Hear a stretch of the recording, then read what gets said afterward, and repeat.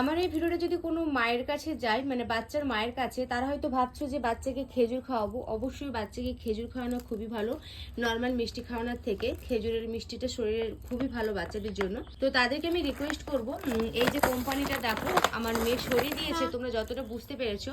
তো এই কুলের প্যাকেট না তোমরা কিনবে না, আমার মনে হয় 100 টাকা বেশি দিয়ে কেনা ভালো, যদি আরও ভালো অর্গানিক জিনিসটা আসে কাছে। তো আমার কাছে এই 500 গ্রাম কুলের প্যাকেট 120 টাকা সম্ভবত নিয়েছে। মানে এই কুলটা, এই প্যাকেটের মধ্যে আমি আমার বাচ্চাকে 5টা কুল খাইয়েছি, তার মধ্যে 3টে কুল পোকা। মানে আমি এক একদিন একটা করে খাইয়েছি, তার মধ্যে দুবার কুল বের করেছি, তার মধ্যে আমি 5টা কুলের মধ্যে 3টে কুল পোকা, 2টো কুল ভালো পেয়েছি। আরো একবার প্যাকেটটা উল্লেখ করে দিচ্ছি, তোমরা ভুল করেও প্লিজ এই প্যাকেটটা কিনবে না, কারণ বাচ্চাদের স্বাস্থ্যের জন্য খুবই ক্ষতিকর হয়ে যাবে। কুলটাকে খুব ভালোভাবে চিড়ে তোমরা দেখবে, তোমাদেরকে সাইডে আমি পিকচার দিয়ে দিচ্ছি, দেখো এইভাবে পোকাগুলো থাকে।